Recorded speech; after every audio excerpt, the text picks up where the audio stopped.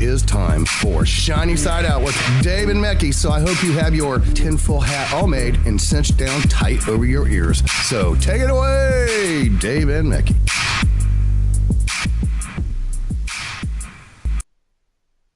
Hello and welcome to Shiny Side Out with Dave, who's going to join us very shortly, and Mecky, that's me, on WZZR, broadcasting from Australia for Revolution Radio on freedomslips.com, where it's more than just radio. So jump in the chat room if you can.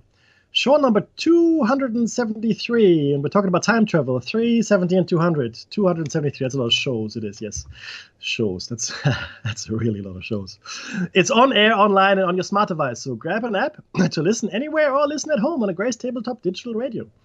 If you've missed Solaris' show, which I didn't this time, you've really missed a great topic. There were two guests, and I think it was Barbara and gentleman, Mr. Brown, but I forget the first name. I'm horrible with names. I do apologize, but the show was great, guys.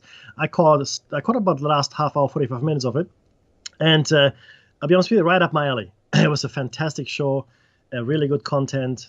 So just have a listen to yourself for yourselves. It's very, very interesting, and you can do that by simply spending $5 a month. $5 a month to access the Freedom Slips archives. Nighthawk has made those available for anybody who likes to subscribe, and you should definitely check out Solaris' show. Solaris, I think you're still listening in the chat room there. I really enjoyed that 45 minutes I was listening to. Very interesting. And I will tell Dave to check out as well, because Dave obviously isn't here. He's somewhere in the world doing things, and that's all good. Now, before we start, we would like to acknowledge the traditional owners of the land that we occupy while broadcasting the show, both Dave and I. For Dave, it is the Dark and Young people, and for myself, it is the Daruk people. We pay our respects to the elders, past, present, and future. Thank you very much. Now, yes, time travel. That's what we're going to talk about today. Again, we've got a few more, probably two more shows. Looking at the show notes here, it's quite a bit of information we still have to get through. And having said all that, though, it's important to just quickly look at this week's events. Another horrible thing has happened in the UK again. An attack. They call it a terror attack. 6 people were killed, and 20-something. Oh no, sorry, it's up to 48 injured now, and 3 suspects were also killed. So it's actually 9 dead and about 48 injured. So that's not good. But there's a lot of that stuff happening all over the world. It's not just in the West. Things happen in Afghanistan, in Indonesia, Malaysia. Just recently, people were killed. Civilians were killed trying to flee Mosul. Trying to run away from the Islamic State group there. And dozens of civilians, like I said, were shot. A bomb also, as I said, killed mourners at a Kabul funeral in Afghanistan. So, look, it's grim, but excuse me. Should have a cough button, right? I do apologize. But the essence is, of course, that we can't let that defeat us. I don't care what your political persuasion is. I don't care if you're a radical person or not a radical person. Well, I do care. I prefer you not to be a radical person. But I don't care what political spectrum you belong to. I don't care what your creed is, your religion, your ethnicity, your race, your color. Any of those things, they're completely irrelevant. Skin deep, as they like to say, which is true. It is just skin deep. And we need to understand this. We have to move away from the insanity that we're doing unto ourselves. And that's actually a part of Solaris' show. A guest said that he didn't like it here. And right with you there. I don't feel I'm at home, and neither did he. He wanted to go home. And he said that the people that the entities he's been in contact with said, well, you can go when you like it here. You can go when you like being here, which is really interesting. And it sort of scratches or touches on something that Dave and I mentioned in relation to the hypothesis, where we said, look, yes, this might not be our home. This might not be our ancestral home, if you want to call that, our actual place to be. But it's where we are now. And I do believe that we can make this our home, our heaven, our haven, as it were. And it's entirely up to us. Because, again, this is something that was brought up by Solaris's guest as well. They spoke about manifestation, positive manifestation. Absolutely. Again, we've discussed this at length, guys, and I'm so glad that other researchers are seeing it the same way. If nothing else, quantum physics or quantum mechanics has told us that the observer effect is real. The observer effect is real, which means we are, I know I'm simplifying things here, so any quantum physicists out there, don't shoot me. Ultimately, we are creating our reality because I do believe that quantum decoherence is the reason we are here. That was my epiphany, which I shared with you a few months ago in relation to the hypothesis, because I couldn't figure out why we're here. Okay, so we're in this prison, and this is what it looks like. And we all fairly in agreement with that, and that's okay. But why? Why? What's the point, right? So then it came to me when I looked at the science a bit more. We need to be here. We have to be here in order for this reality to exist.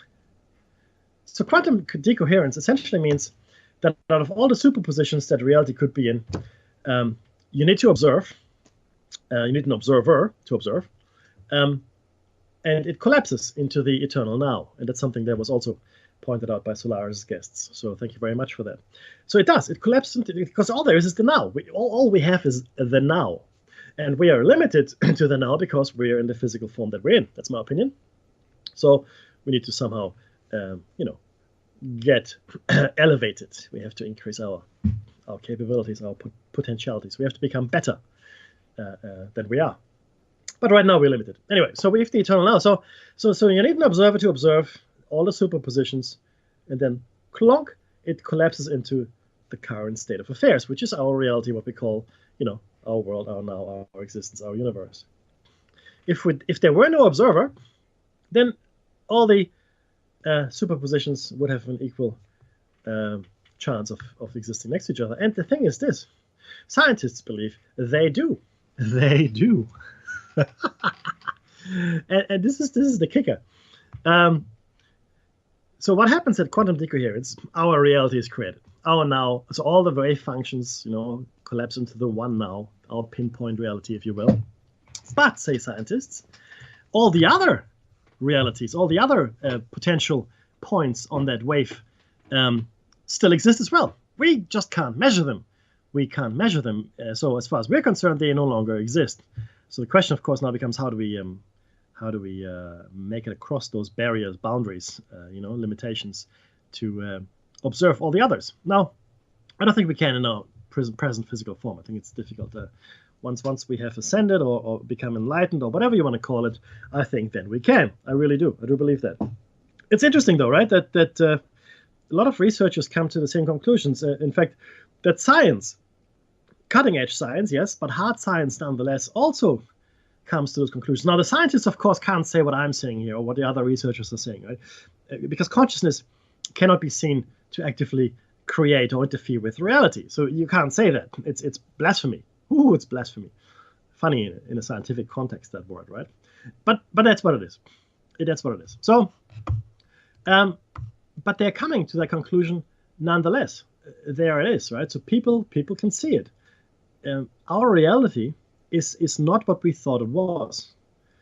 Okay, and we're starting to realize that we have, I'd say full control, but a certain level of control over our existence. And positive manifestations is something that was mentioned by the guests on Solaris' show as well. Essentially around, ask for it and the universe will provide. So, that's pretty much dead air. I've been speaking. Sorry. I thought I had this station. Hang on. Let me just double check. Audio is good. Okay, thank you, Diet Joke. Good, great. Thank you. I was a little worried there for a second because I've been speaking for close to 15 minutes here, and clearly I prefer to speak to you guys rather than myself. If someone walks by, they might pick me up with a butterfly net and lock me up. So thank you very much, Diet Joke. I do appreciate it. That's all right, B. Radley. It's all good. So where was I? Oh, yes, reality. So positive manifestation, very important. I used to write down and this is, I want to say, probably over 20 years ago now. I had a little book, like just a little exercise book, lined paper, and every day for 7 weeks, I think it was, I wrote everything I wanted. And I wrote until 7 pages were filled. So 7, it's all good, right? So 7, and I wrote down all the things that I wanted in my life, material and otherwise. And lo and behold, for the most part, bar one, I think, I have got all the things I wrote down. In fact, in some instances, I have well overachieved what I wanted. So I urge you as well to write down every night, every morning, whatever works for you, all the things that you would like to happen in your life, all the good things that you would like to happen to you, all the things that you would like to have, material or otherwise. Maybe a perfect partner, maybe a loving family, I don't know, maybe a fulfilling job. Find something you love, and you will never work a day in your life. It's true. So all of those things. So write it down. For me, it was you write down each thing 7 times, right, that night. So let's say there are 3 things you want. You write them down 7 times. That's 21 things you write down every night. Do it for 7 weeks. And that act of writing it down gives it or manifests it stronger than prayer, unless you are a really good meditator, unless you can actually meditate like the monks do. That's great. But for the rest of us, it helps to write it down, because that focuses your energy by writing it down. And because as you're writing it, you're reading it, and you're giving it a physical presence in this reality as well. The writing. I mean, the thought is powerful, but manifesting the thought as writing is even more powerful. So that's cool stuff, right? So like I said, it did work for me. I know some other people it worked for. So I can highly recommend you guys, to try it. To try it, I would say. I think Dave has done something similar in his time. So do it. So again, like I said earlier, Solaris, fantastic guests and a fantastic show. And it was really, really, really good to listen to. So I will try to make the time every Sunday, because it is really good to listen to it before our show. Because again, how can I put this best? So Dave and I, we're not actually in the same room. We're probably about, I'd say 80 kilometers apart, 100 kilometers apart. That's about 60 odd miles. And we have never actually done this show sitting in the same room. But it's good. We feed off each other, and it works really well, in my opinion.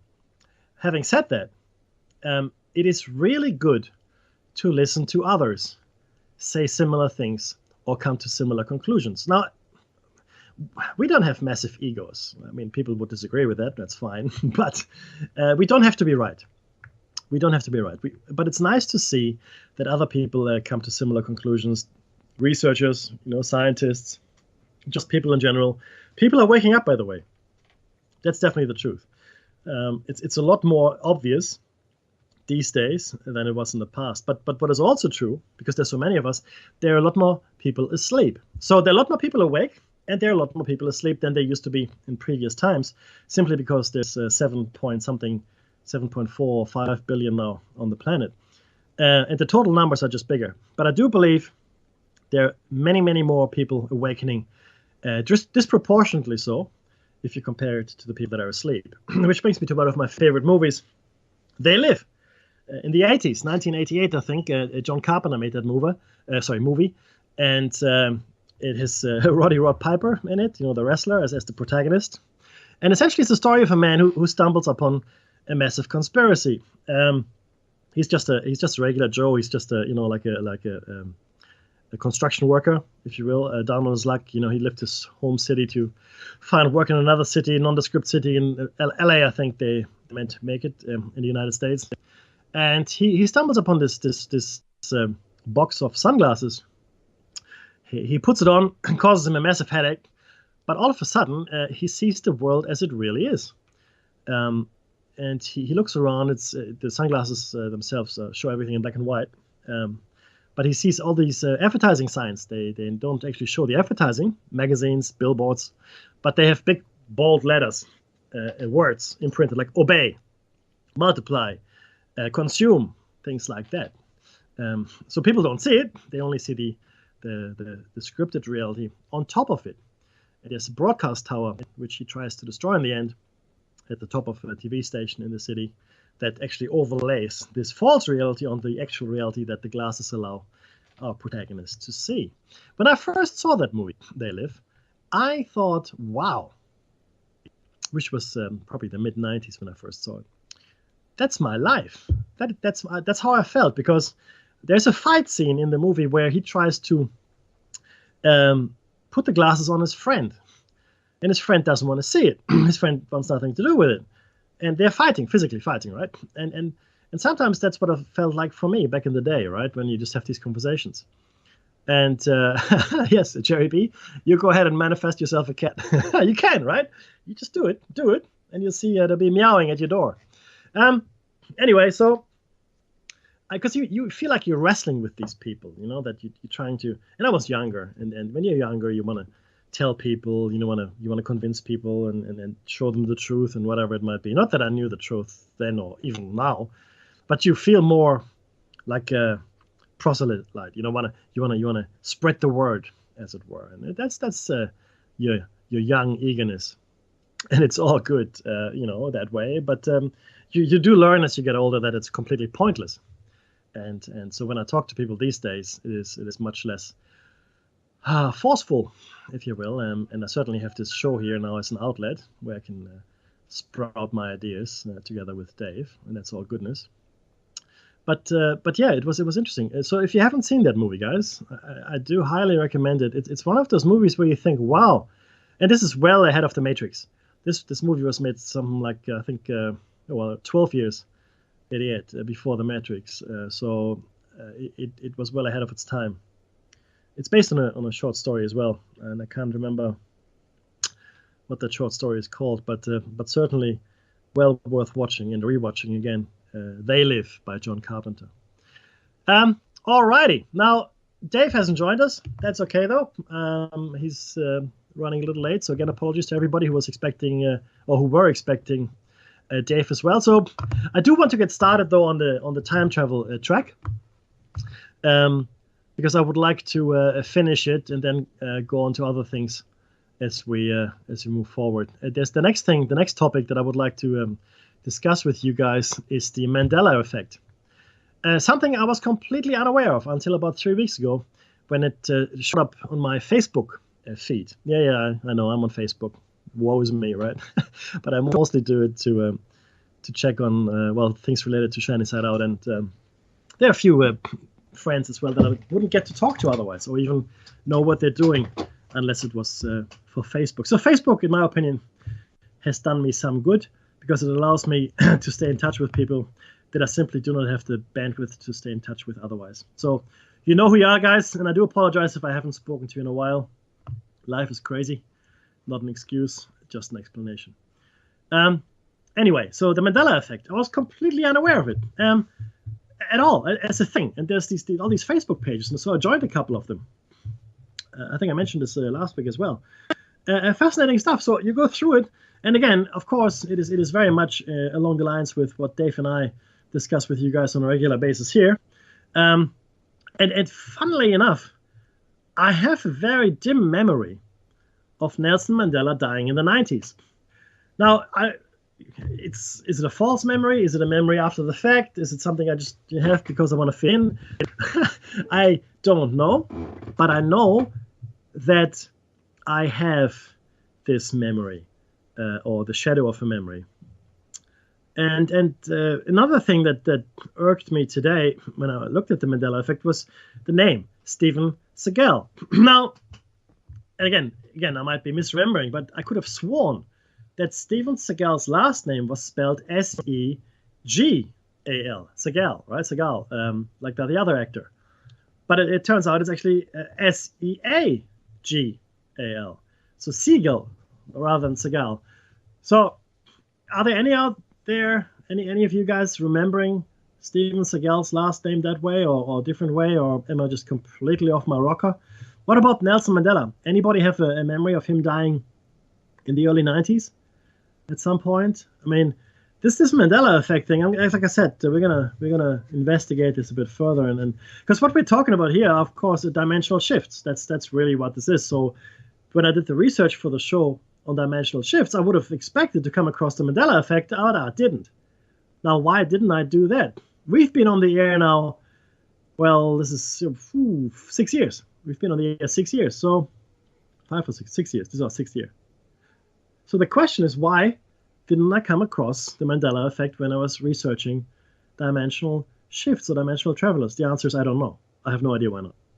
So we need to figure out what that is and why that is. So that's the next show cycle, ME, Mandela effect. But today, as I said, is going to be all about time travel. Now, last week we spoke about Basiago, Andrew D. Basiago, one of the whistleblowers for Project Pegasus. Montauk was mentioned. Obama was mentioned. Thank you, Diet Joke. Yeah, I thought so. I was the gal. So I mean, it's these are small changes. Sorry, in the chat room, someone just agreed. Diet Joke just agreed with me on the name of Steven Seagal there. No, I know Mandela.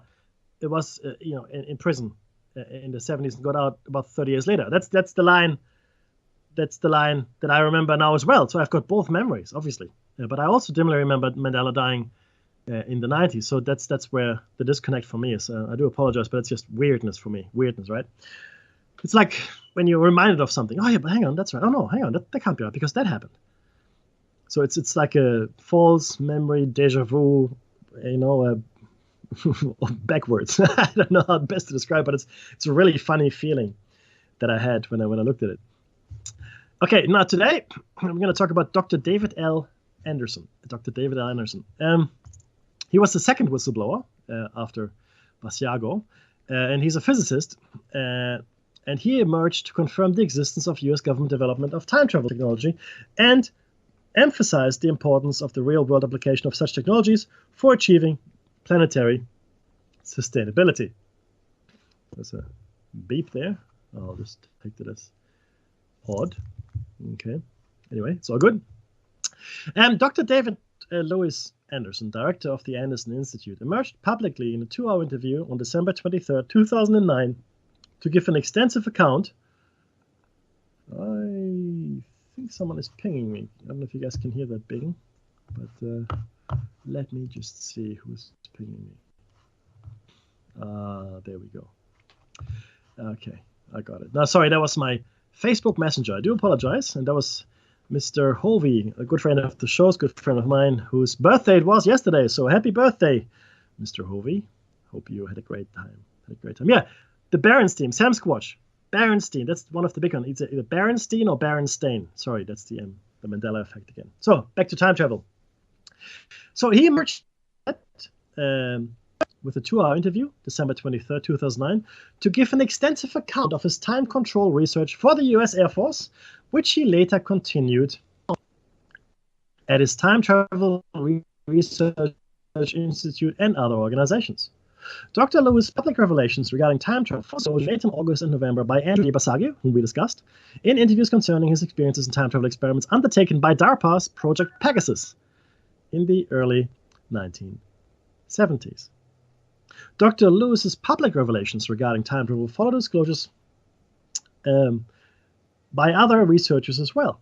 According to the physicist, he was employed at a young age by the U.S. Air Force, conducting advanced research and development at the Air Force Flight Test Center at Edwards Air Force Base in the Mojave Desert. We all know where that is.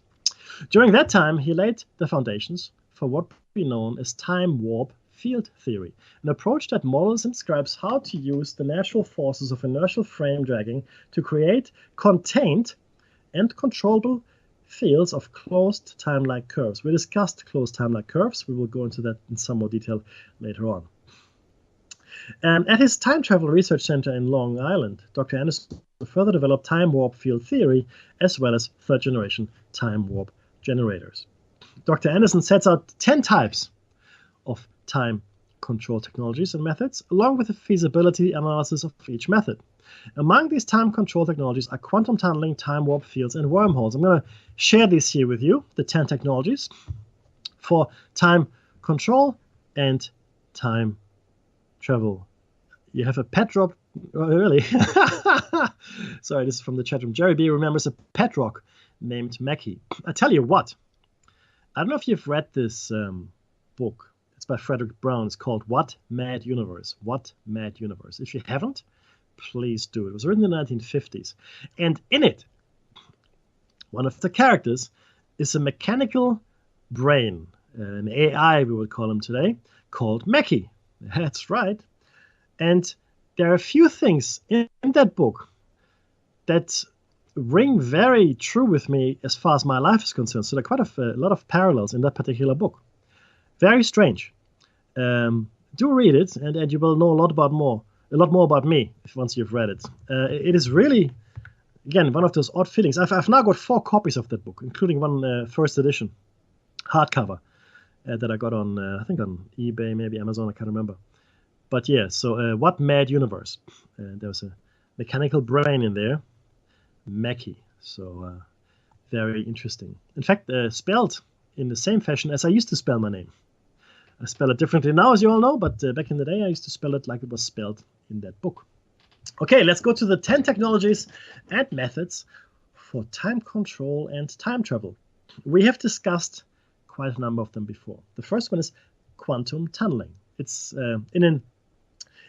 Quantum tunneling is an evanescent wave coupling effect that occurs in quantum mechanics. The correct wavelength combined with a proper tunneling barrier makes it possible to pass signals faster than light backwards in time. Circulating light beams can be generated using gamma and magnetic fields to warp time. The approach can twist space that causes time to be twisted, meaning you could theoretically walk through time as you would walk through space. Remember how we said that understand are at right angles to each other? And for time to be moving in a linear fashion, it would have to be at right angles to our physical, our spatial dimensions as well. So if you can twist those dimensions around in a way, then there should be no reason why you couldn't walk through time as well. Near light speed travel, we've spent a lot of time on this, has the ability to significantly dilate time, accelerating traveler rapidly forward in time, relative, of course, to those left behind before her travel. The closer to the speed of light, the further into the future one travels. Okay? Or the faster, I should say. So the closer the speed of light, the slower time passes for you and the faster it passes for everyone outside of your spaceship. Okay?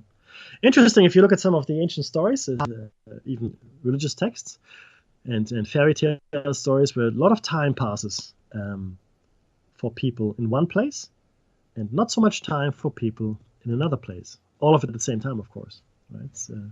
Rip Van Winkle, of course, comes to mind, or Brigadoon, another. Wormholes, we all love wormholes, are hypothetical areas of warped space-time with great energy that can create tunnels through space-time. If traversable, so if you can travel through them, they would allow traveler to quickly move through space at great distances and also travel potentially in time. Travel in time. The Alcubierre warp drive. Alcubierre warp drive stretches space-time in a wave, causing the fabric of space ahead of a spacecraft to contract and the space behind it to expand. The ship can ride the wave to accelerate to high speeds and time travel.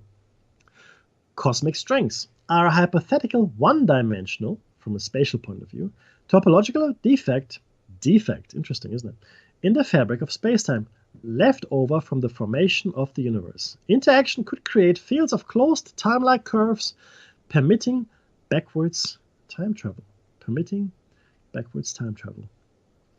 Faster than light travel is a controversial subject. Yes, it is, because we all believe that the the speed of light is our speed limit. 1 second, please. There's my cough button. Beautiful, I do apologize. According to special relativity, anything that could travel faster than light would move backward in time. At the same time, special relativity states that this would require infinite energy. Right? So in fact, the closer you get to the speed of light, the heavier you become and the more energy you would consume. Once you travel at the speed of light, according to relativity, you are now at using infinite energy and having infinite mass too. Interesting stuff. The Tipler cylinder uses a massive and long cylinder spinning around its longitudinal axis. This rotation creates a frame dragging effect and fields of closed time-like curves traversable in a way to achieve subluminal time travel to the past. So slower than light speed travel to the past. Now, these Tipler cylinders have to be enormously long. Okay, we're talking like the length of several solar systems, right? It may be even longer. So they would be several light years in length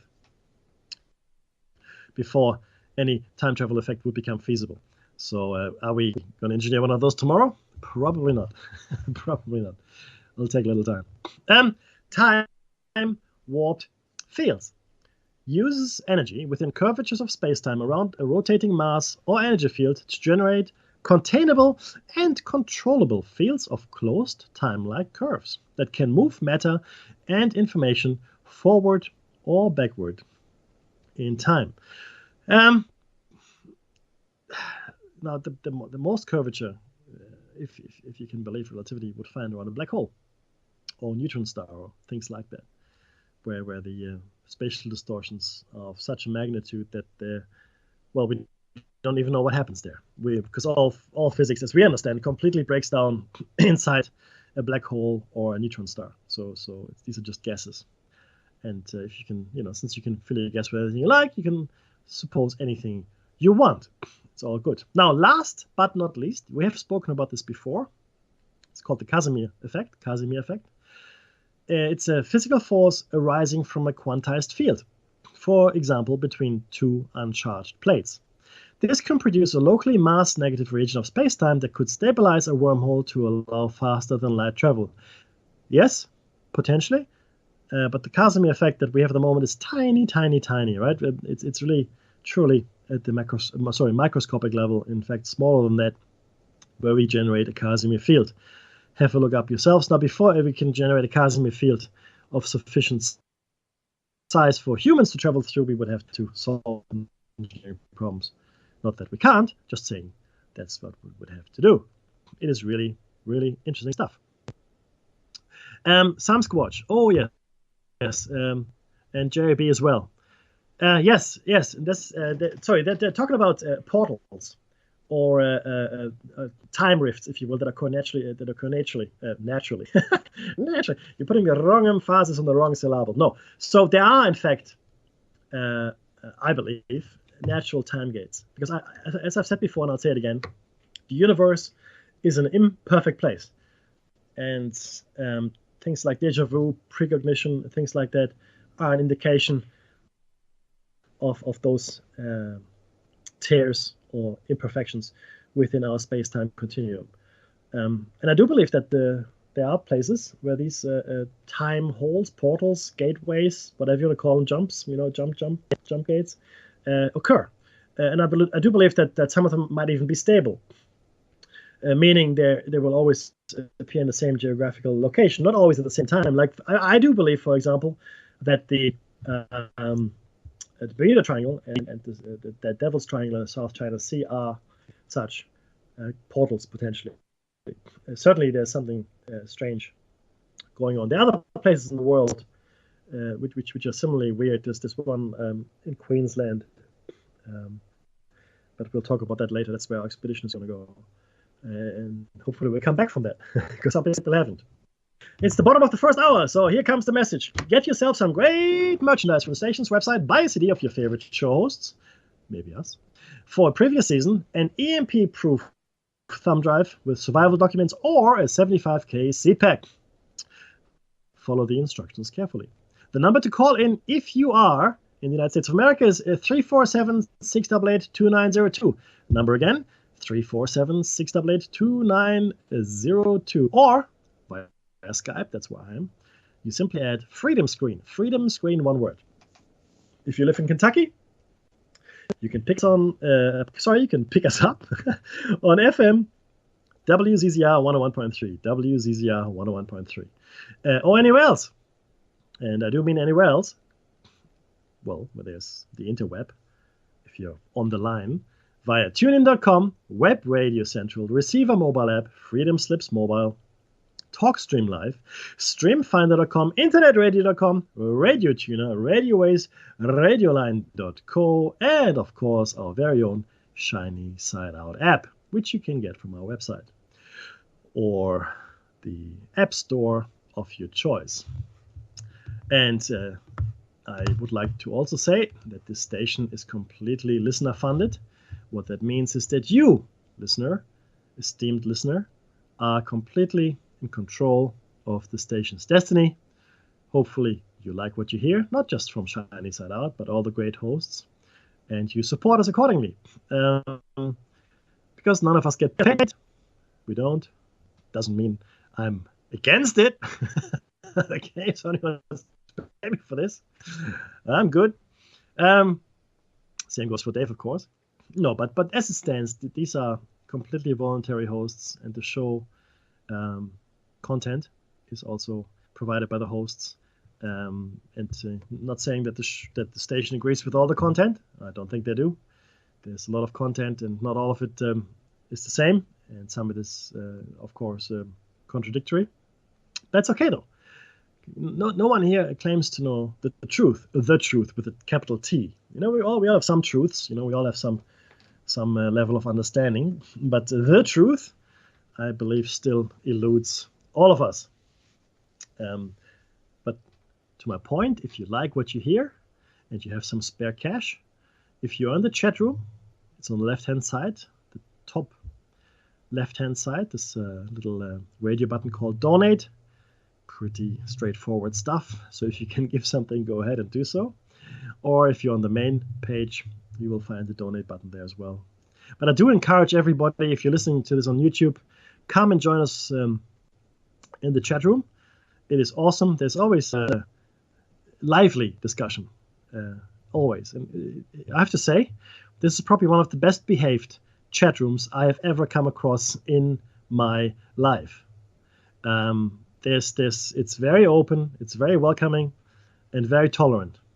Okay, and everybody gets a say.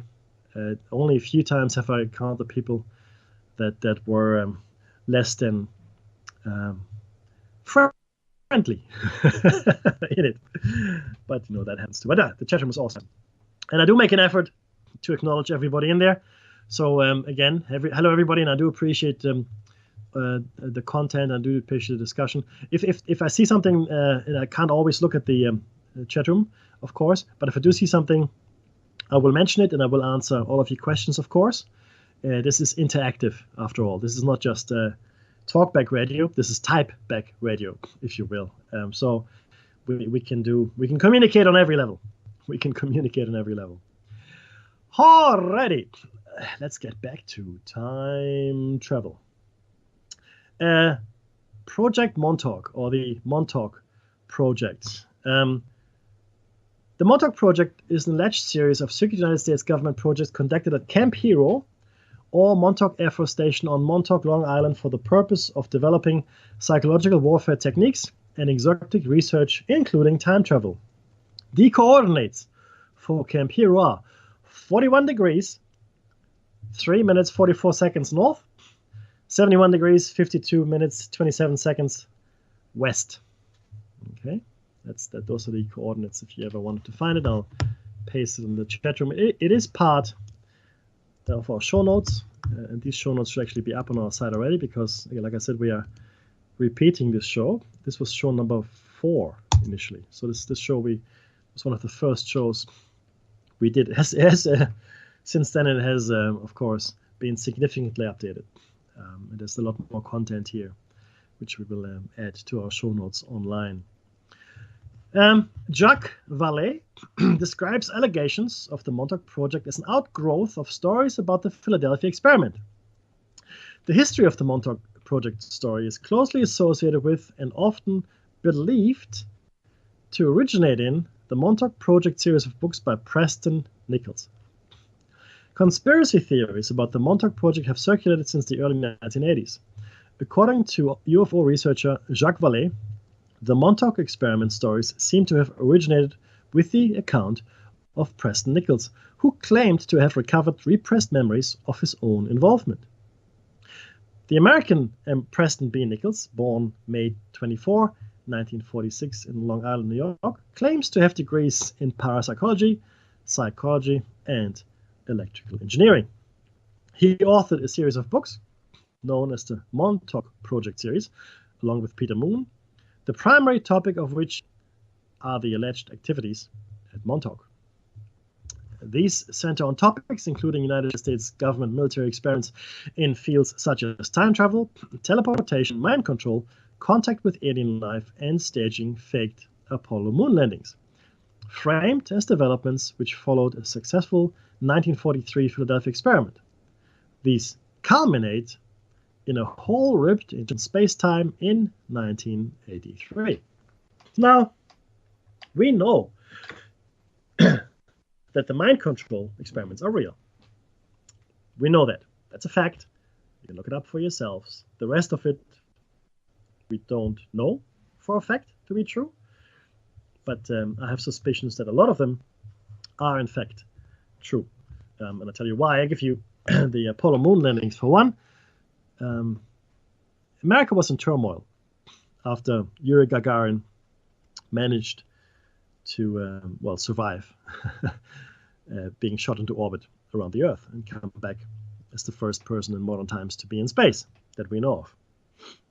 America was scrambling. And I think in 1961 or 1960, John F. Kennedy said, we'll have a man on the moon by the end of the decade, meaning the 60s. And that's when the moon, or the Apollo project, was born, really, and the space program in earnest got underway.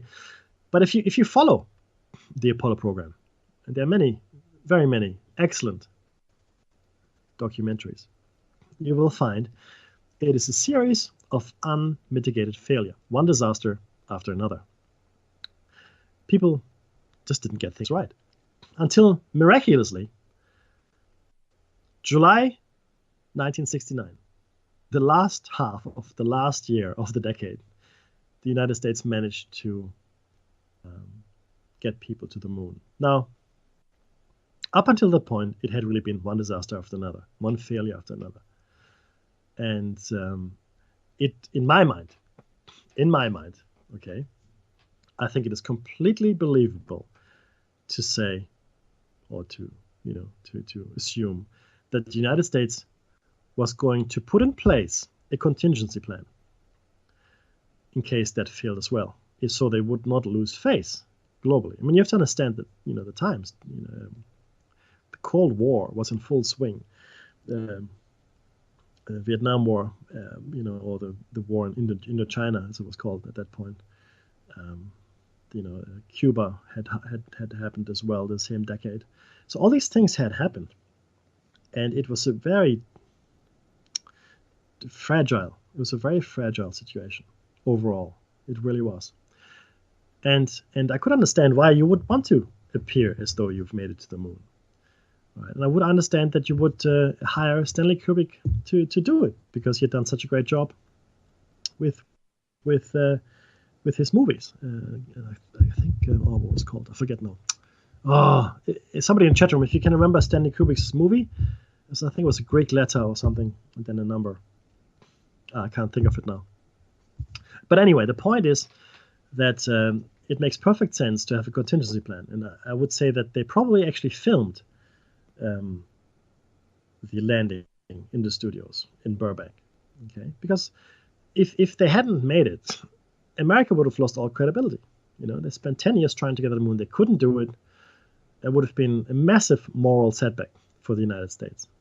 So that's why I think it is likely that the initial moon landing was faked. Have we been to the moon since? Yeah, I believe we have. Absolutely.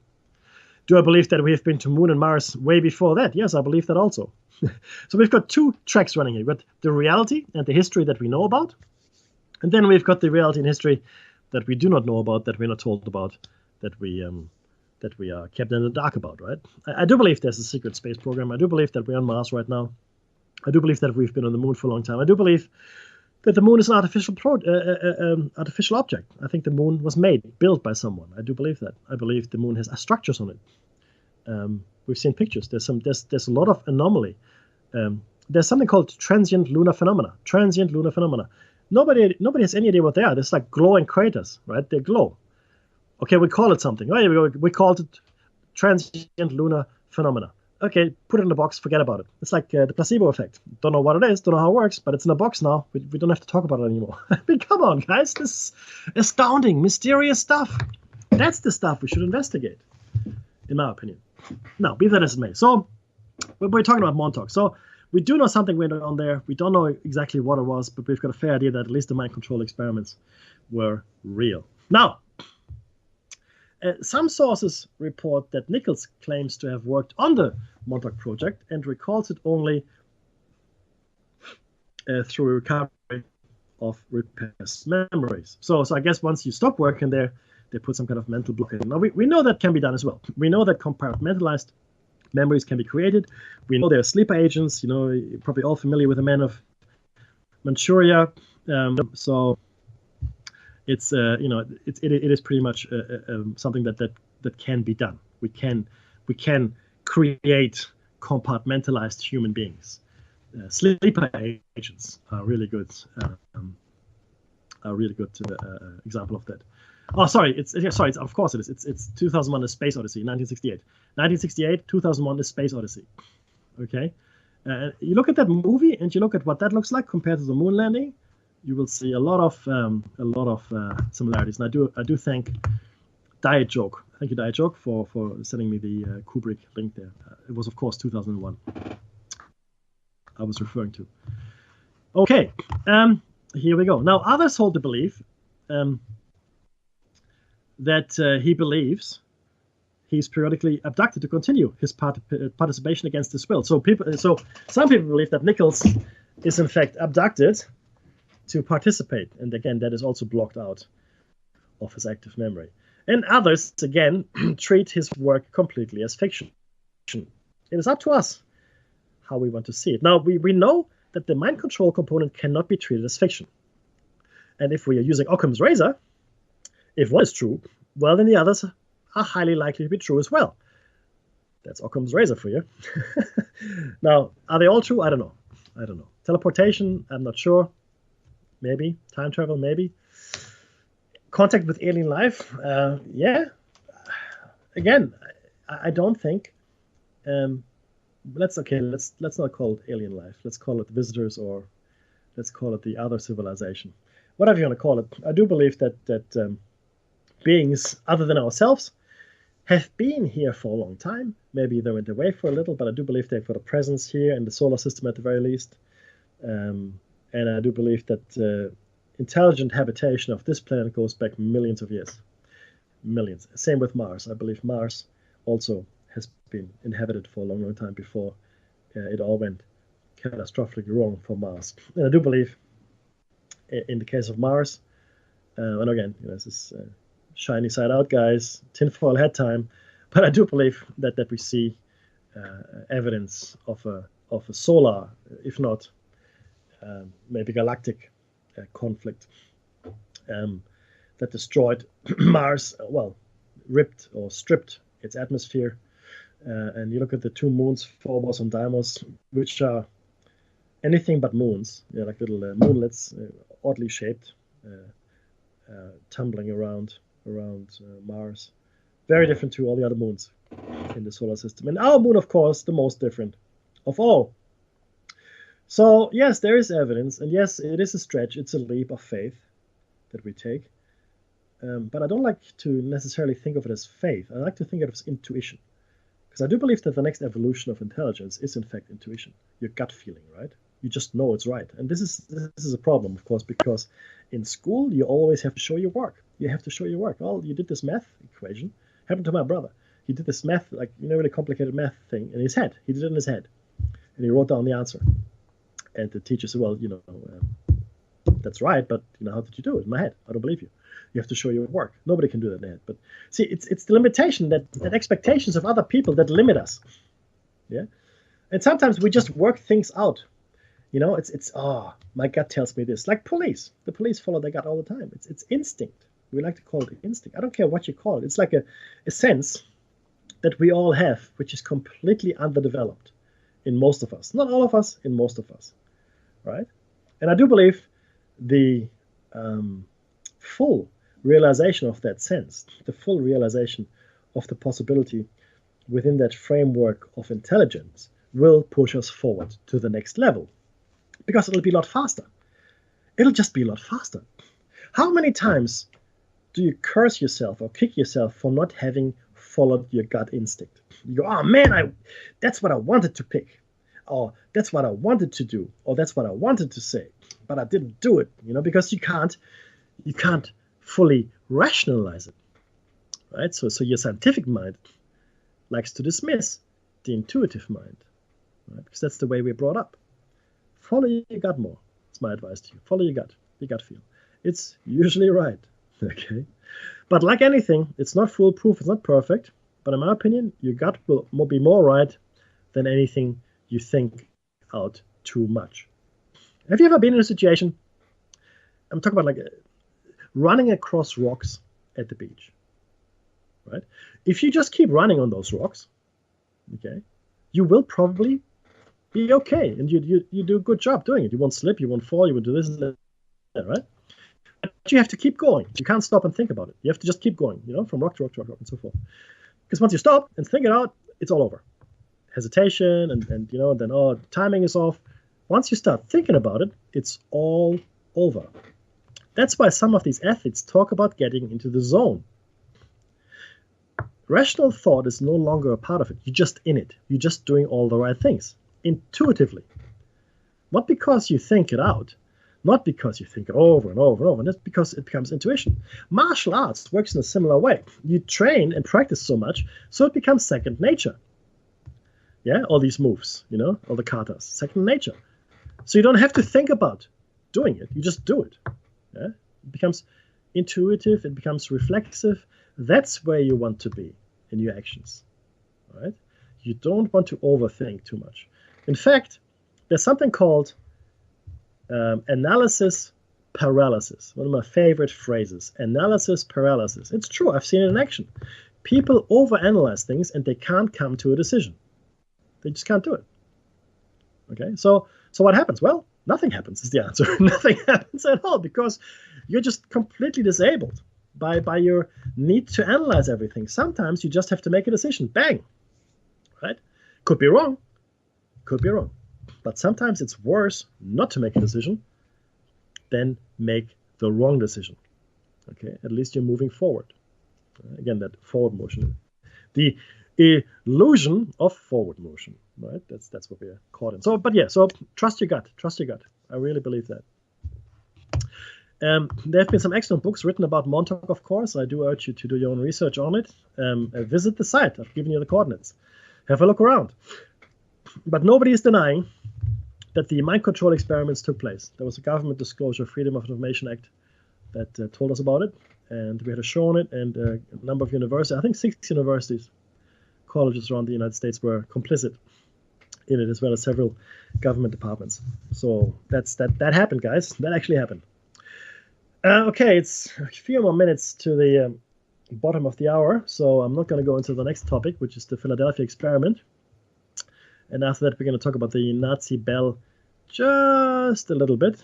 And then I've got a few more interesting factoids and facts for you, which are interesting, I think.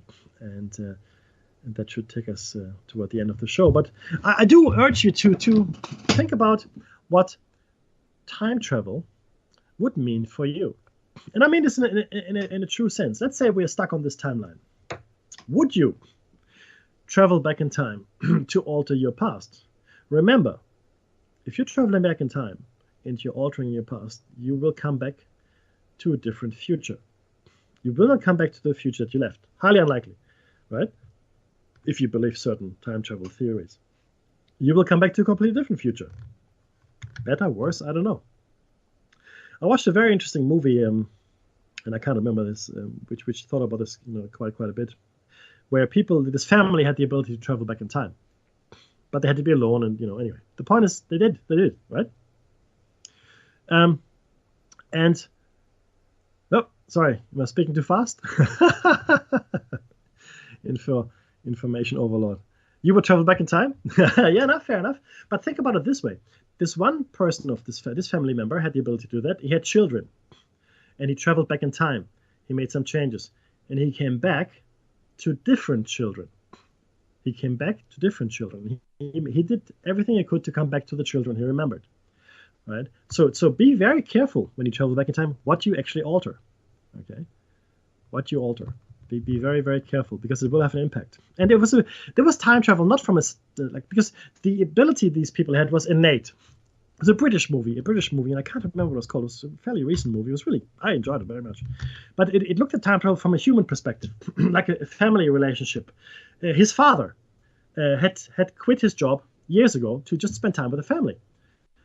And that was just mentioned as an afterthought in the beginning of the movie. But as you watch the movie, you realize the father was terminally ill. He had some kind of cancer, and he had traveled in time to find that out about himself, traveled back in time, quit his job to spend more time with his family until he then passed away. Right? So all these actions of the people in the movie become clear as you get to the end of the movie. You understand that time travel informed all of their actions. Yeah.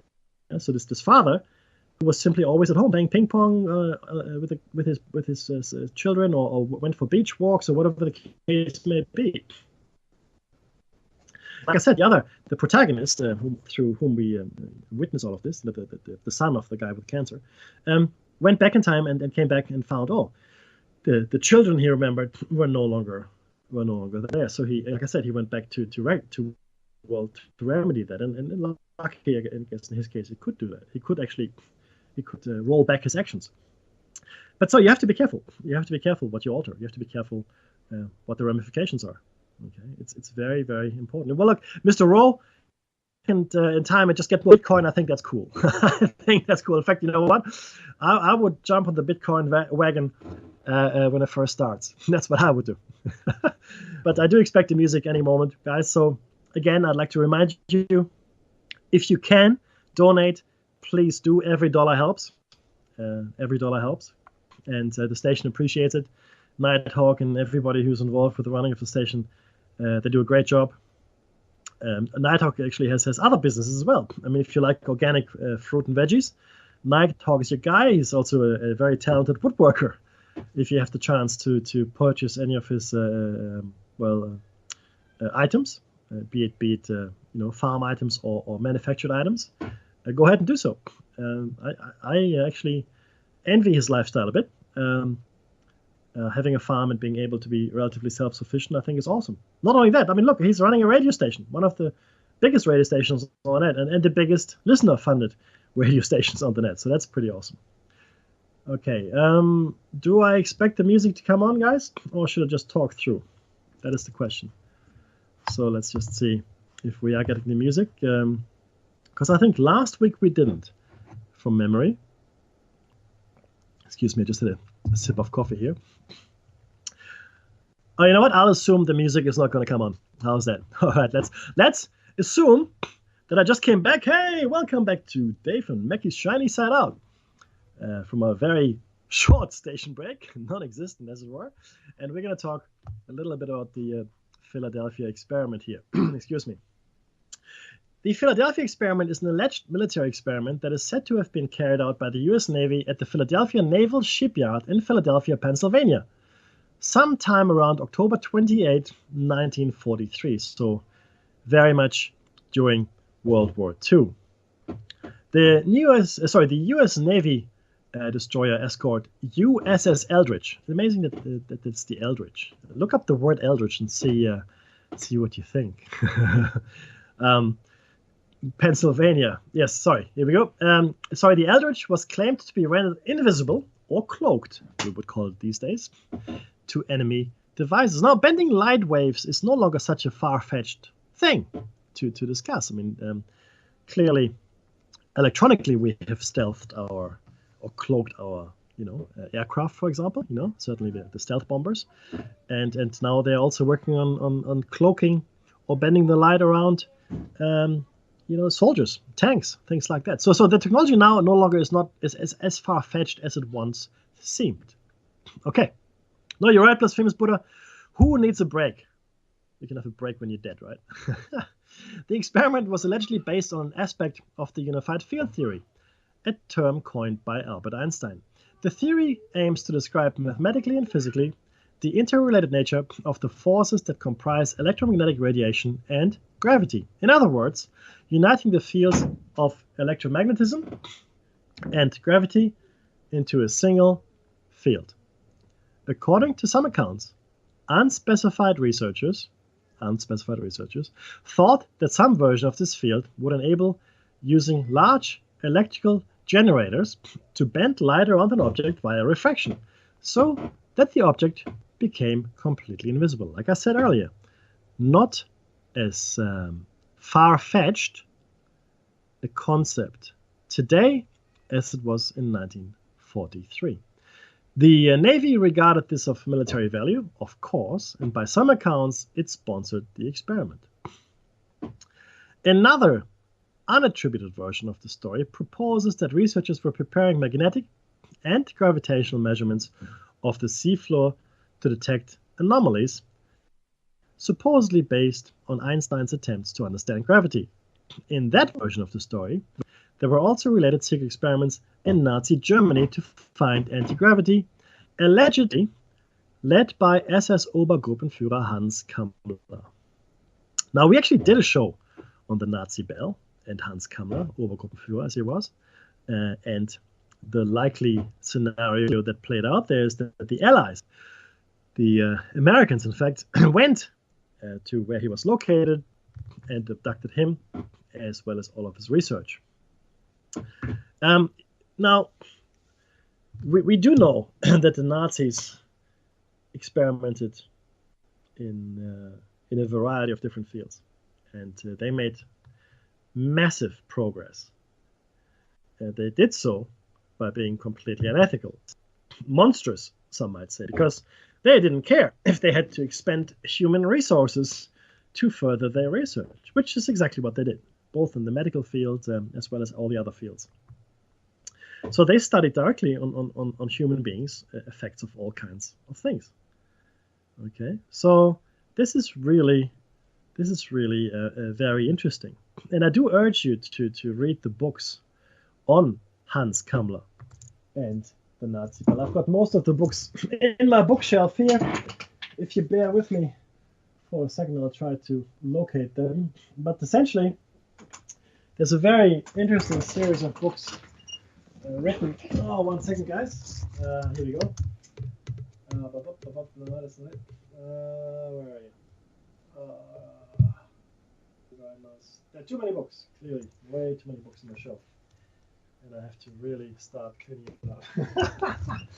But yeah, but they're fascinating books written on this subject. Yeah. Okay, well, I'll tell you what, I'll have them ready for next week.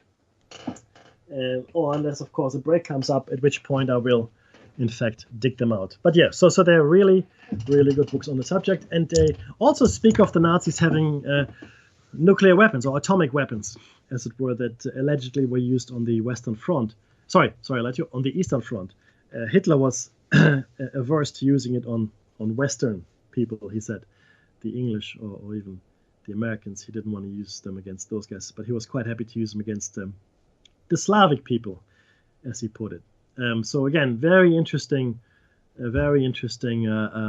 connections here. Certainly, we know that the Americans brought across scores, if not hundreds, of scientists and officers of Nazi Germany into America under something called Operation Paperclip. The Russians had something similar, but they didn't give it a prosaic name. They just grabbed the people and technology and transported them to Russia. So, why wouldn't you? Why wouldn't you? Right? Of course you would. It's what you would do if you win the war. And I can tell you that the CIA, NASA itself, medical research, they were all underpinned by what the Nazis had done. In fact, the CIA was built on Nazi secret operation principles and by the officers that ran vast European networks of assets for the Nazis, and then later after World War II, of course, for the Americans. So that all happened, guys. Again, this is not fantasy. This is history we're talking about now. So I do urge you to have a look at that. Now, the official statement from the U.S. Navy's historical website is this to the in relation to the Philadelphia experiments. This is the official statement. After many years of searching, the staff of the operational archives and independent researchers have not located any official documents that support the assertion that an invisibility or teleportation experiment involving a Navy ship occurred at Philadelphia or any other location. That's the official statement from the Navy's website. Right. Well, if they're saying it never happened, then it never happened, right? See, excuse me, I just took a drink. I think denying something is very interesting here in this point. Clearly, there was enough interest generated over the years for the Navy to come out and say, hey, no, look, we looked, other people looked, we can't find any evidence of it ever having happened. Now, what they're saying, though, specifically is that they never located any official documents that support the assertion that this happened. No official documents. Now, if I was undertaking experiments of this nature, and we know the Americans do this, we know every other nation does as well, but we know the Americans do it excessively. There are billions, maybe trillions of dollars in black projects. And that goes right back to World War II, right? Where money was just poured into the military-industrial, or the nascent, the newly forming military-industrial complex at the time. Of course it was. Of course it was. It makes sense. But is it so hard to believe that these projects were as classified as they are today? I mean, there's so much that nobody knows. I mean, even sitting presidents have enough clearance. Sorry, don't have enough clearance to see all the latest secrets. You know, I mean, the only time a sitting president would have some insight would be if they were head of the CIA as well at some point, or highly enough cleared, like George Bush Sr. when he was director of the CIA. His clearance would have been very high, so he probably would have been privy to a lot of information. Do I think Donald Trump has got all the information? No, I don't think so. I don't think Obama does either. I don't think he does. Okay. So I don't think it is too far-fetched to state here that these black projects have always existed. Well, within the context of the last 100 years, at least, right? Within the United States, other nations as well. Certainly, if you're trying to get an advantage of other nations, then you won't tell anyone. I mean, take Nikola Tesla for an example. We've mentioned him today. Let's mention him again. Most of the things that were found in his apartment, and quite a few of his research papers and patents and inventions, are still under lock and key by the US government. You can't get to them. You can get to some of them, sure you can, but there's a vast amount of his stuff that you simply cannot get to. And this is after 100 years. After 100 years, you got to ask yourself, I mean, really? Even today, we are not allowed to see what he had done. That's quite staggering if you think about it. Okay. And that's just one guy with stuff. Now, an extraordinary guy, of course, but just one guy. So, time travel and the grandfather paradox. What would happen to you if you went back in time and killed your grandfather before he gave birth? Well, before your grandmother gave birth to you, assuming your grandfather is in fact your biological grandfather. I know a lot of ifs and buts. I just want to cover all my base here. A model using photons reveals that quantum mechanics can solve that quandary and even foil quantum cryptography. This is by Lee Billings, article written September 2, 2014. On June 28, 2019, the world-famous physicist Stephen Hawking threw a party at the University of Cambridge, complete with balloons, hors d'oeuvres, and ice champagne. Everyone was invited, but no one showed up. Hawking had expected as much, because he only sent out invitations after his party had concluded. It was, he said, a welcome reception for future time travelers, which was a tongue-in-cheek experiment to reinforce his 1992 conjecture that time travel into the past is effectively impossible. But Hawking may be on the wrong side of history. Recent experiments offer tentative support for time travel's feasibility, at least from a mathematical perspective. The study cuts to the core of our understanding of the universe, and the resolution of the possibility of time travel, far from being a topic worthy only of science fiction, would have profound implications for fundamental physics as well as for practical applications such as quantum cryptography and computing. Imagine living in a society that has mastered time travel. In my opinion, that would be a society which exists on several world tracks. I believe that each time you make a change in the time-space continuum, you would enter another world track. Maybe you can live on several of these. Maybe you can access them. But the point is, I don't think you would destroy your own space-time continuum. I think you would simply have access to a separate space-time continuum.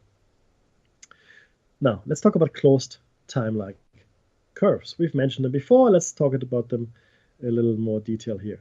Now, the source of time travel speculation lies in the fact that our best physical theories seem to contain no prohibitions on traveling backward through time. Let me repeat this again. There seems to be nothing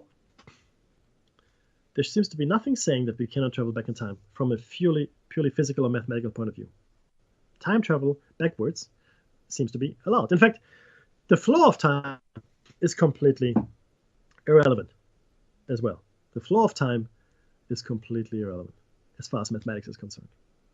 The feat should be possible based on Einstein's theory of general relativity, which describes gravity as the warping of space-time by energy and matter.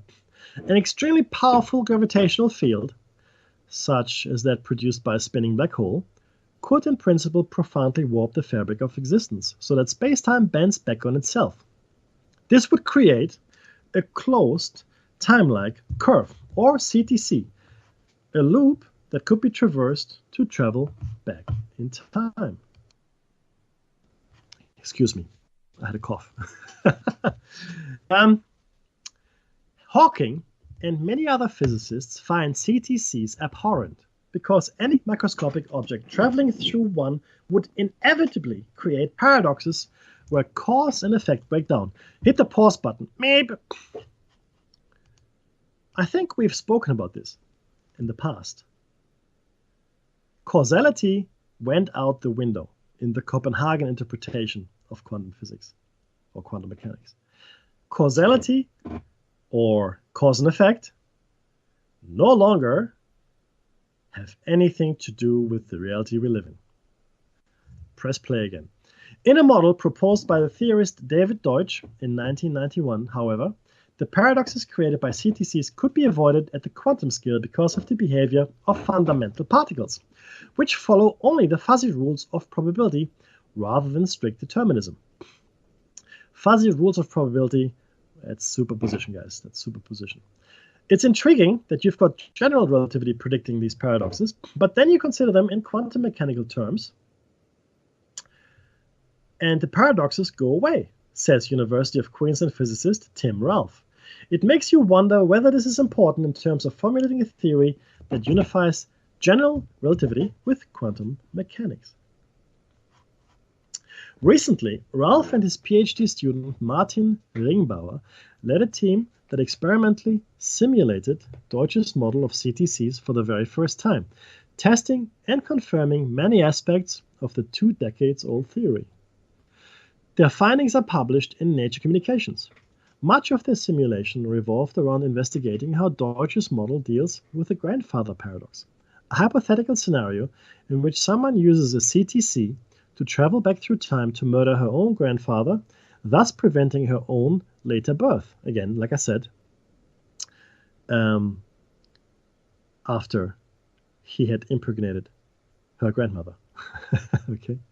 Or rather before, killing him before he managed to impregnate her. Deutsch's quantum solution to the grandfather paradox works something like this. Bear with me.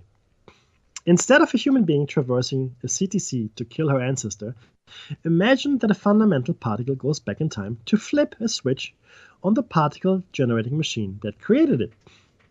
If the particle flips the switch, the machine emits a particle, in fact, the particle, back into the CTC. If the switch isn't flipped, the machine emits nothing. In this scenario, there is no a priori deterministic certainty to the particle's existence. Only a distribution of probabilities. Again, superposition.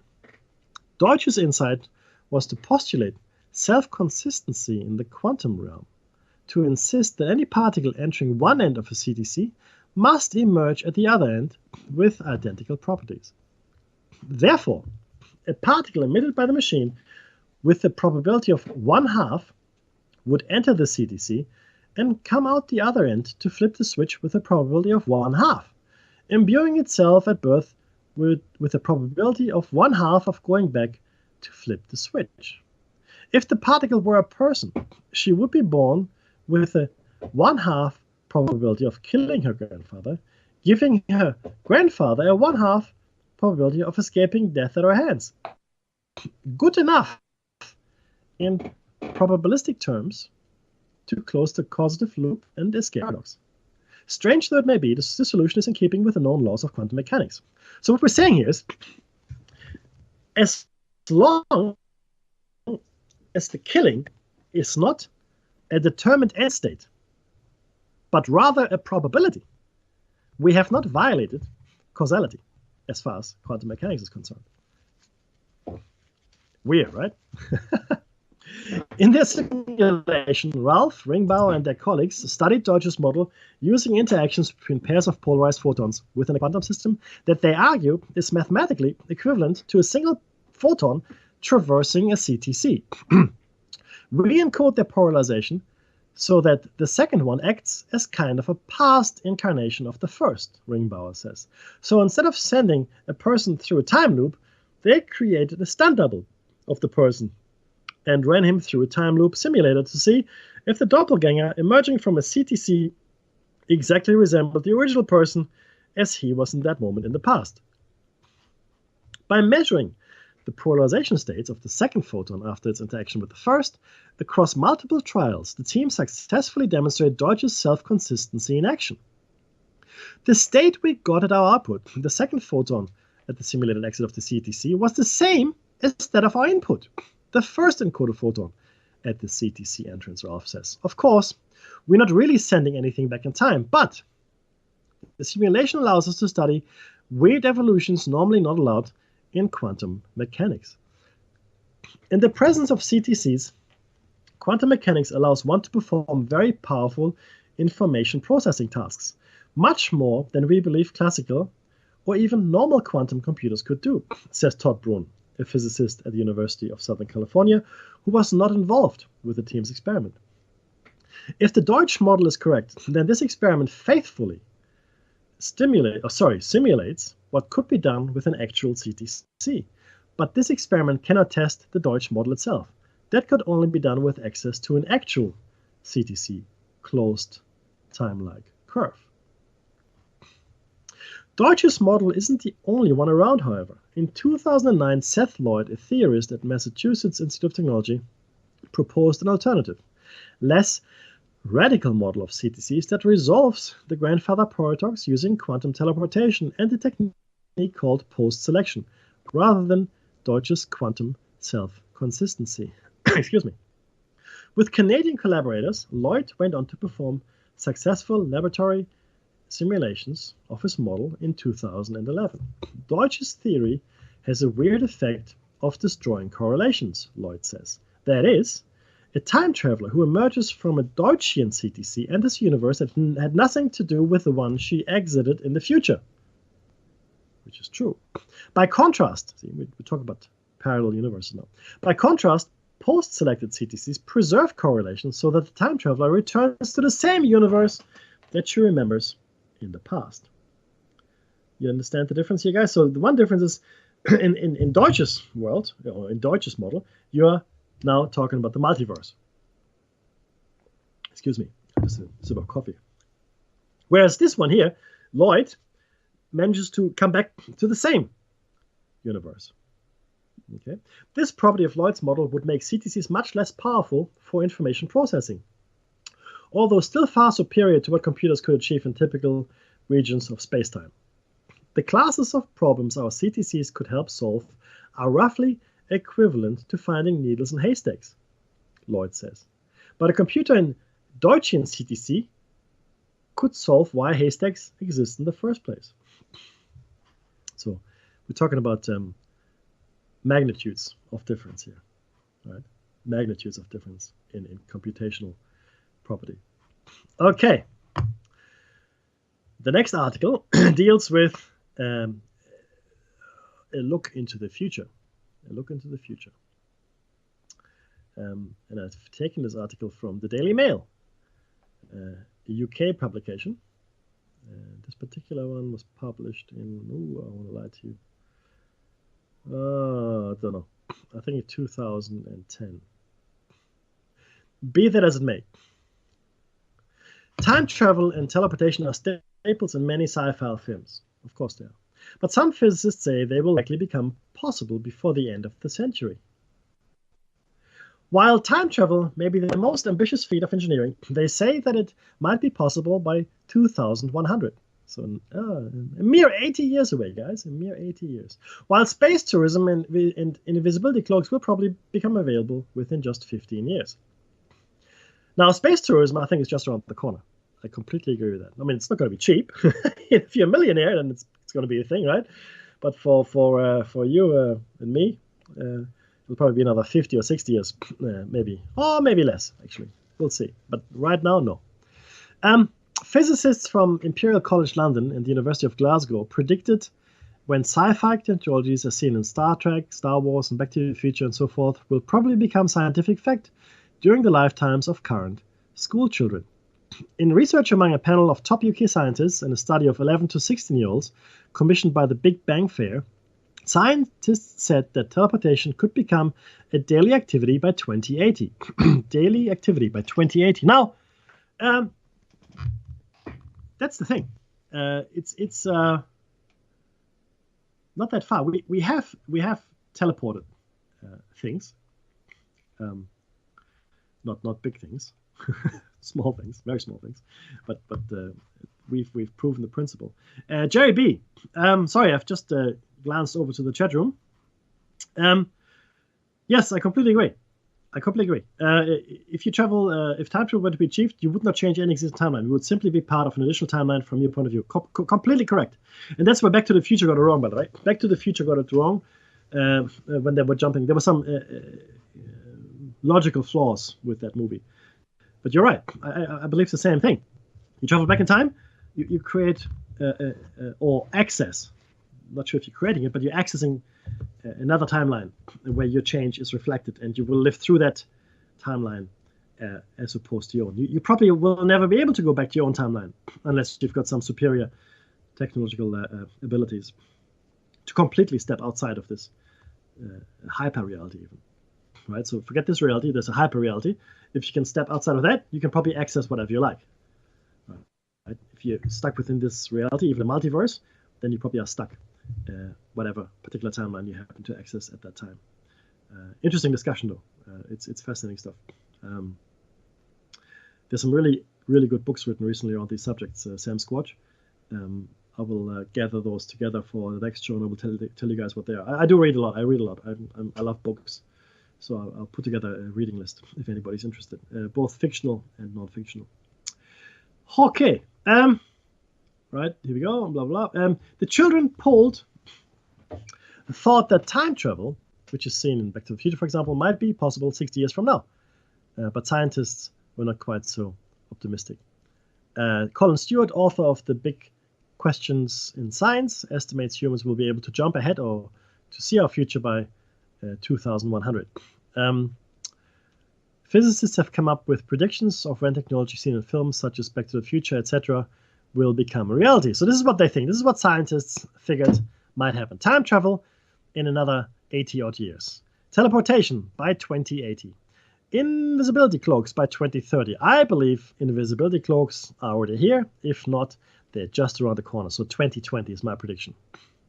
Personal space travel by 2015. Well, clearly that didn't happen. I'd say personal space travel if you're rich, probably 2020, and for the rest of us, maybe 2030 or 2035, where it would be just like, taking a trip to, I don't know, Hawaii maybe. Time travel to the future has already been achieved, but only in tiny amounts, he said. Okay. That's Colin Stewart, by the way, who said this. The record is 0.02 seconds, set by cosmonaut Sergei Krikalev. While that doesn't sound too impressive, it does show that time travel to the future is possible, and that the amount of time travel couldn't be far greater. If you traveled through space on a big loop at 10% the speed of light, for what seemed to you like 6 months, approximately 6 months and 1 day would have passed on Earth. Okay, so in the 6 months, you would actually gain a day. You'd be 1 day younger than everybody else on Earth. If you travel a day into the future, right, you'd have to travel 1 day into the future. Travel at the same speed for 10 years, and you'll time travel nearly 3 weeks into the future. Right, so if you have the same speed. He goes on to say, if we're looking at 2100 or 2100 as a very optimistic time scale for traveling weeks into the future. So if we can travel at that speed, at that time, then obviously we could travel into the future quite significantly. This would be cheap, though, because you're not really, you're traveling in space, and because you're traveling fast, you're also traveling in time. Teleportation, however, could become a regular occurrence by 2080, according to Dr. Mary Jacqueline Romero from the School of Physics and Astronomy at the University of Glasgow. Colin Stewart, we said this, time travel, yep, got that, boom. Okay, so it's very interesting that these scientists think that time travel and teleportation, especially teleportation, are just around the corner. Now, teleportation, you need a lot of computing power for teleportation. Okay, a lot of computing power, and probably quite a bit of energy as well. And at that point, I'm not sure that too many people would like to be teleported. I really don't know. Valiant, yes, Looper was a good time travel movie, even though the concept of changes happening as they happen to you in real time, not sure, because whatever change happened to you in the past, that change should have been with you all along.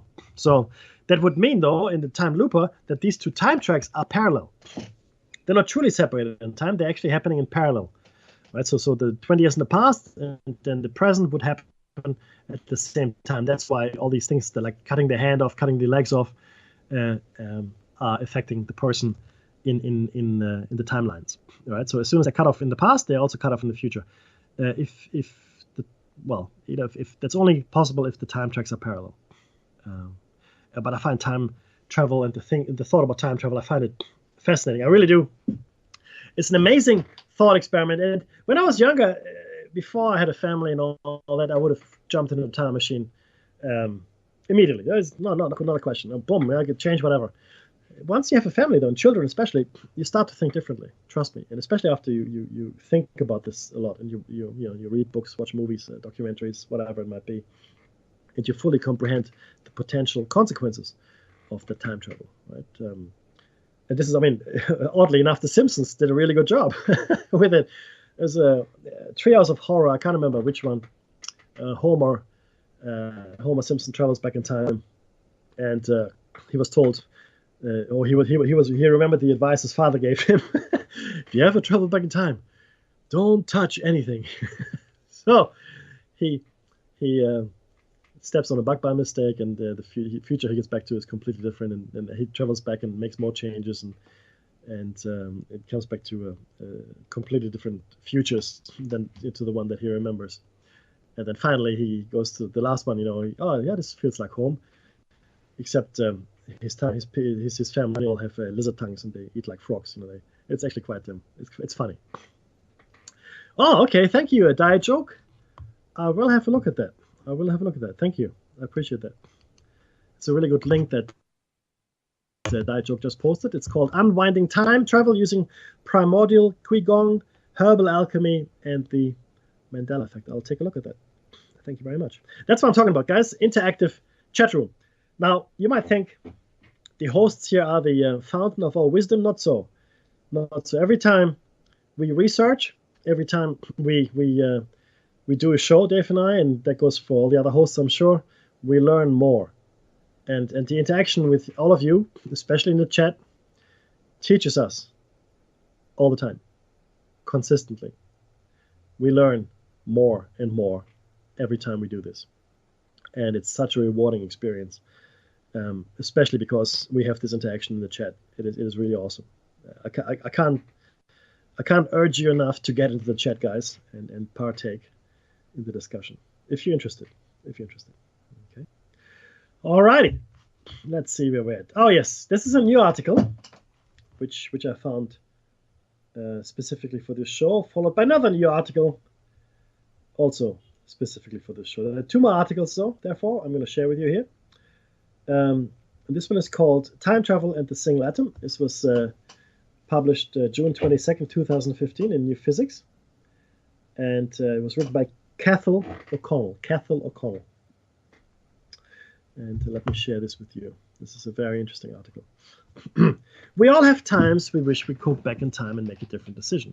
Now that appears to be possible, for single atoms at least. Now, single atoms obviously are matter, like we are. If it's possible for an atom, in theory, that means it's possible for a collection of atoms, which is what we are. And Jerry B in the chat room, we don't travel through time per se. Yes, you're correct. See, that's my point exactly. So, sorry, I will get to the article in a second, but Jerry B said something very important. I need to bring to everyone's attention yet again because I mentioned it last week, but since we're here, if you look at your life, anyone's life, you are actually a world line. Your lifeline is called a world line. What do I mean by that? Well, the way you see yourself is like a human being at arm's legs, like that's the 3D cutout that you see. That's not what you look like, though. If you could see your life in totality, like from birth to death and even before and after, you would see like a worm-like structure, a toroidal worm-like structure. So it would be like a spirally thing that is like a tube, like that changes size as you grow and then maybe shrink as you get older. But that's what it would look like. It would look like a toroidal, spirally, wormy thing. That's what you look like. If you could see your life in totality. However, we only exist at the eternal now. Jerry, you're absolutely right. The eternal now. Because of quantum decoherence. Blah, blah, blah, blah. Right? We spoke about that. So we are caught in the moment. Now, this phrase, being caught in the moment. We all are caught in the moment all the time. We have no choice. We have no choice but to be caught in the moment. That's where we are. That's the prison we're in. That's the limitation of our existence. Okay? Now, so we are more than we think we are. We are more than we perceive.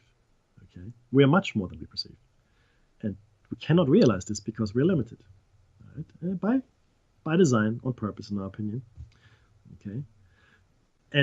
But once you realize this, you can start thinking about the world in a different way. Yeah. Moment by moment. And I agree. Time is an illusion. Sorry, I should say the flow of time is an illusion. The linear flow of time is an illusion. Because, like Jerry B says, it is quite likely that everything exists all the time, but we only perceive it at our eternal now, right? And arbitrary, if you ask me, completely arbitrary. But here we are, in the eternal now, seemingly moving forward, seemingly moving in a forward direction. Looking back, we can remember. Looking forward, we can only suppose or assume. We don't remember the future. Right? There's no reason why we shouldn't. There's no reason why we shouldn't. Because from a higher dimensional perspective, that future already exists. The totality of our existence already exists. I can't even begin to describe how limited we are. It's we are so limited in every single aspect of our existence that we're like, I pity us. We're crippled. We're crippled. We're worse than blind and deaf and quadriplegic. We're worse than all of that put together.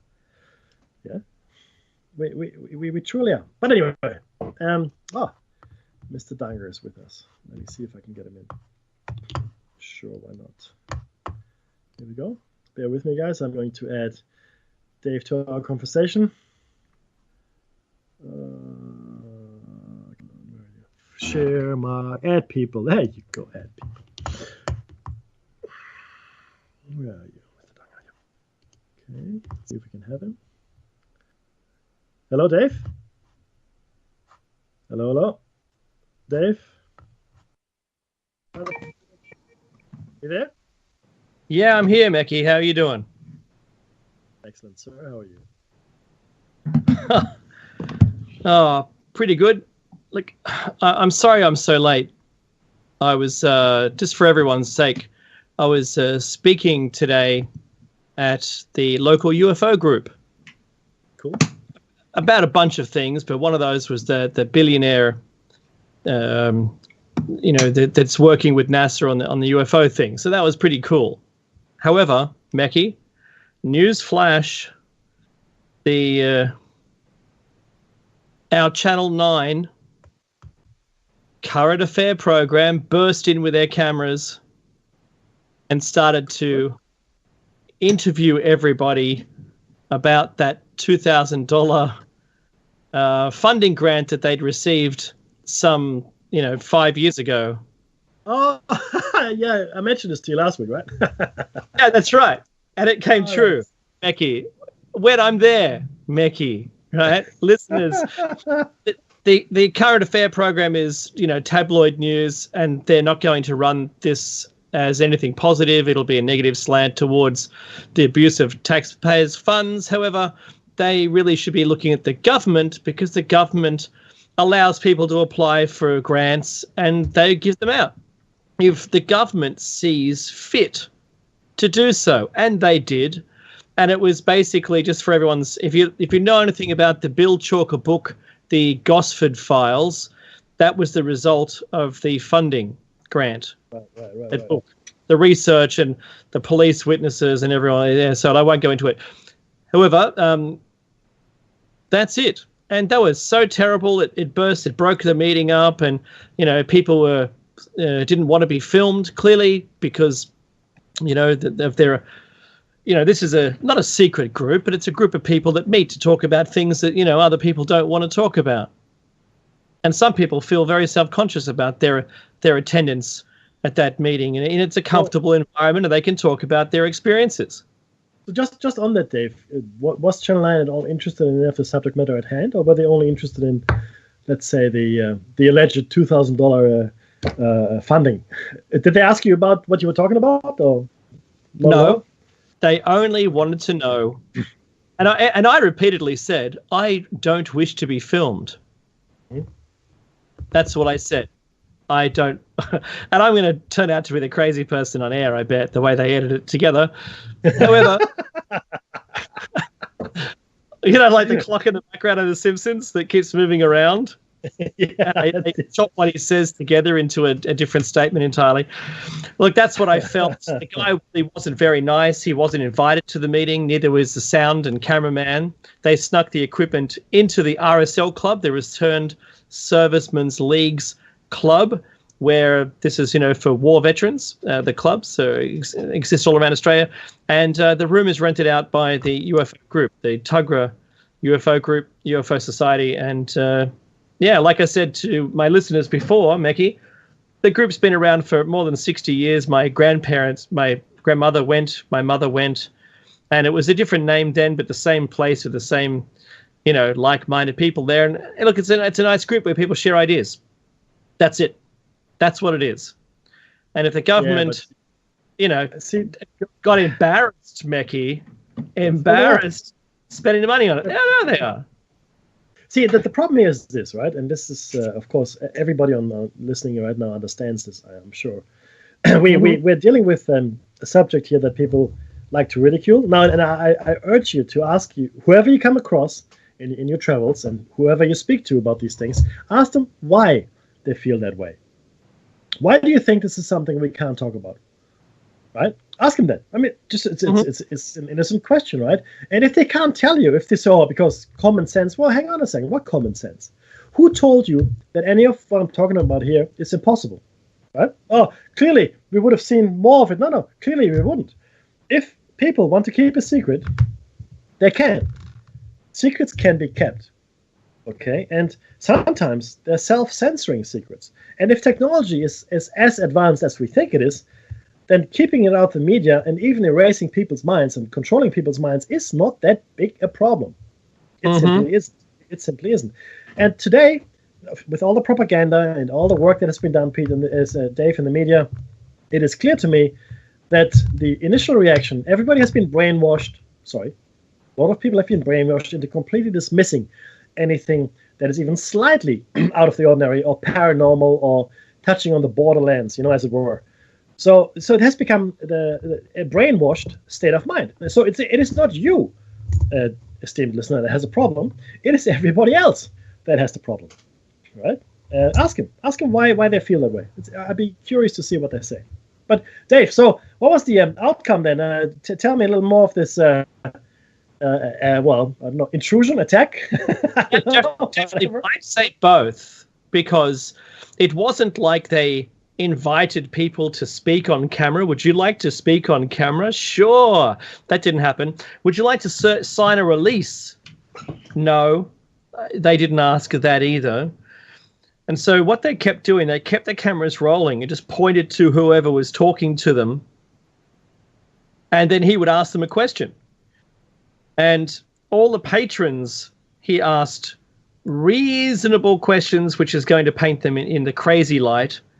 Oh, we talk about aliens and UFO sightings. That's what we talk about, says one lady. The Joanna, who runs the group, she spoke about the money and what it went to. Like, it's gone now, right? The money went to a laptop and projector and screen and some research materials. That's all it went to. And it was years ago. So... But the story slant is all about how, do you want taxpayers' money on crazy things like this? And I'm being nice. But, Mekki, what happened? Well, it's better than a helicopter for a member of parliament. Thank you very much. That's $70,000 one parliamentarian racked up in one day in travel costs. Yeah.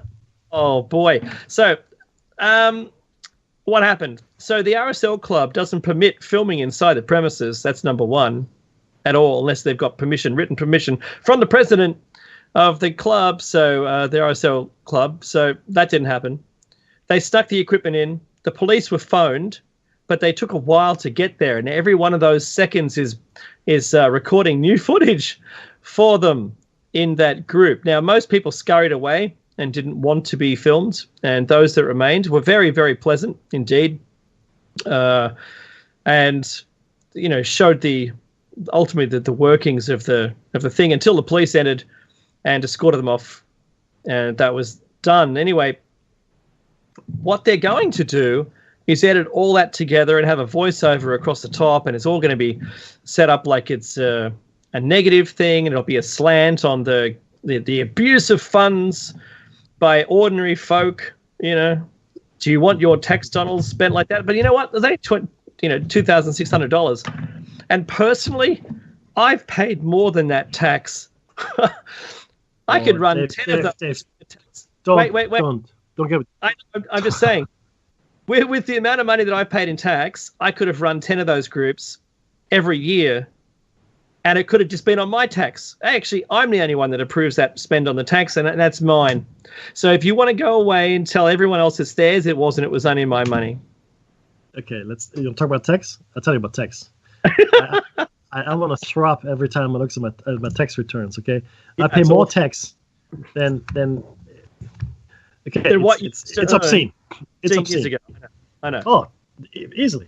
See, this is the problem, though, right? So they focus on this thing because it's media grabbing. Oh, $2,000. Actually, no, they didn't mention how much. Oh, look, we're giving these UFO crazy tinfoil hatters money to do whatever, some crazy experiments on cows. I'm sure, right? That's what they're doing. That's the crazy people. No, look, I'm actually, I find it disappointing that this got as much media play as it did, because I'm sure if I tried, actually, I don't even have to try. Like I mean, the helicopter ride, 70 grand right there, boom, right there.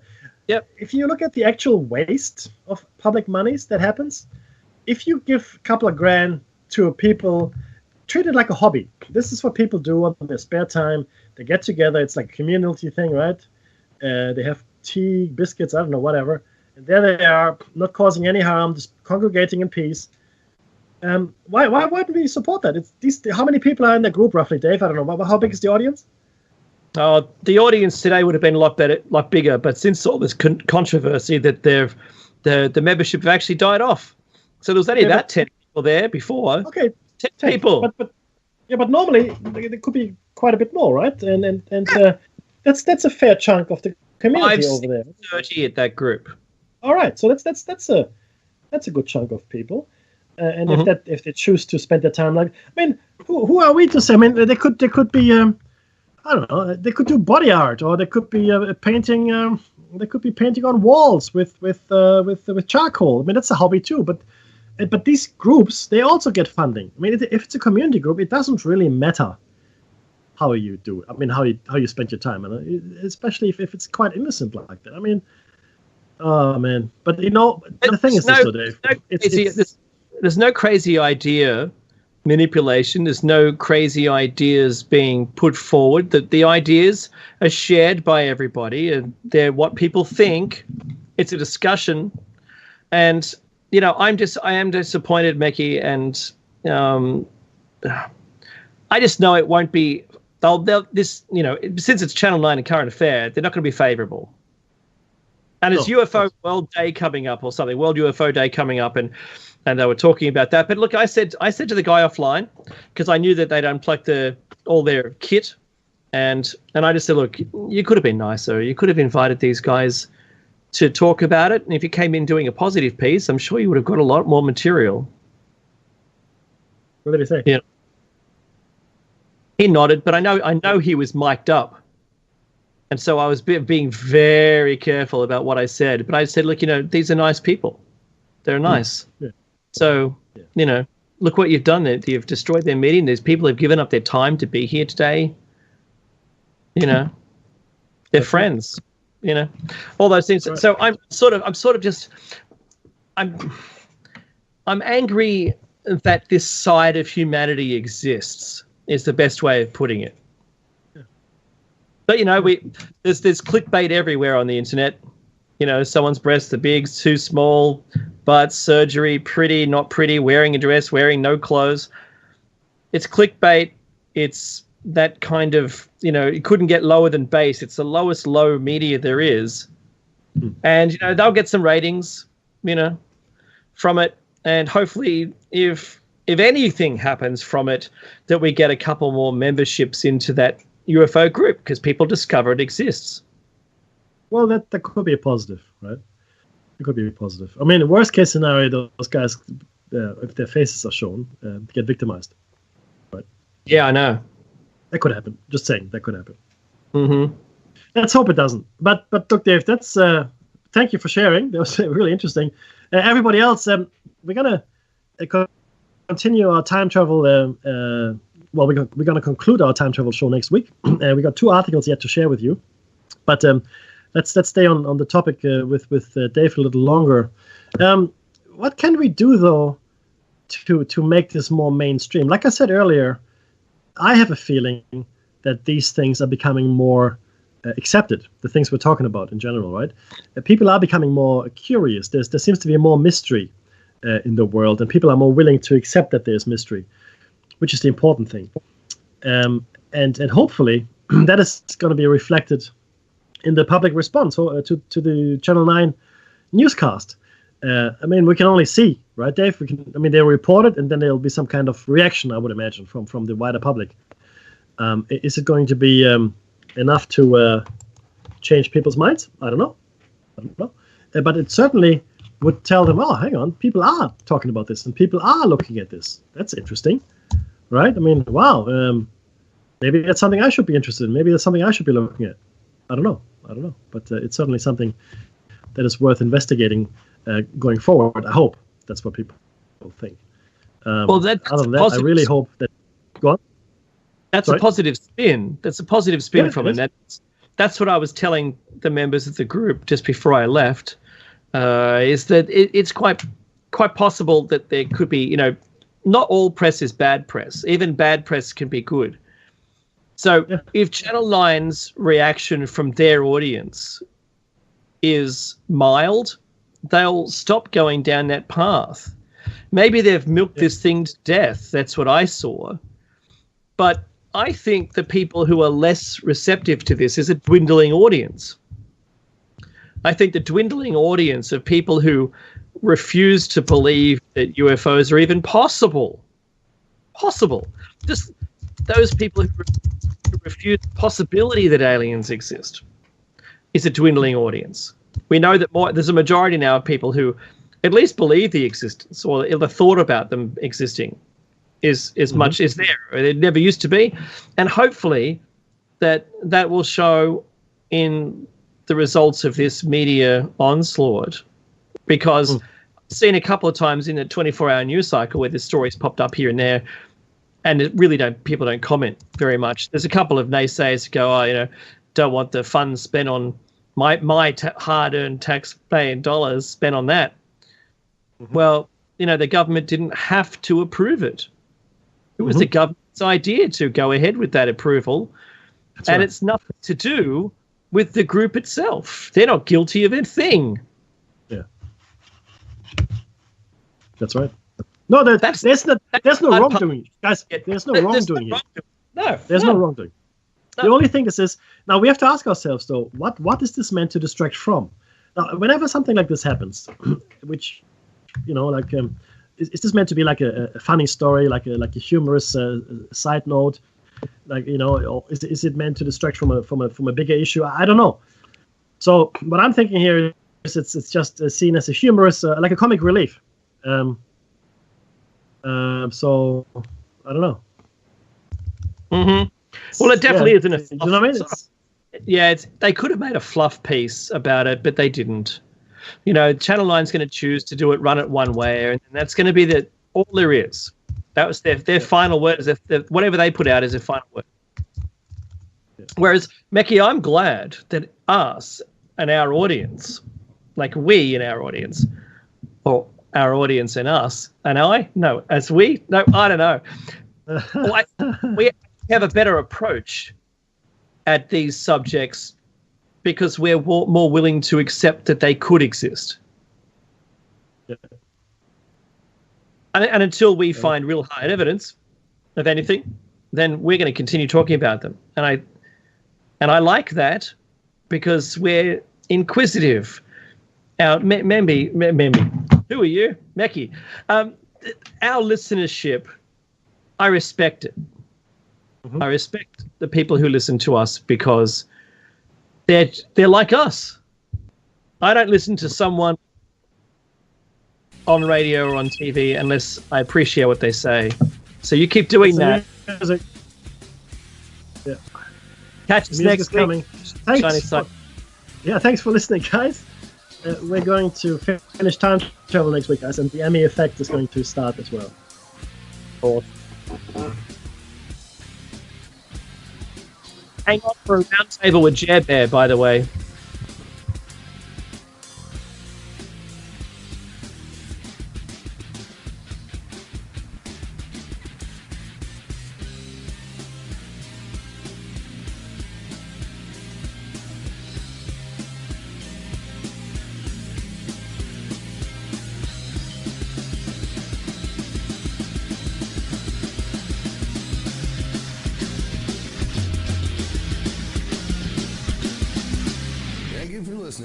Revolution Radio.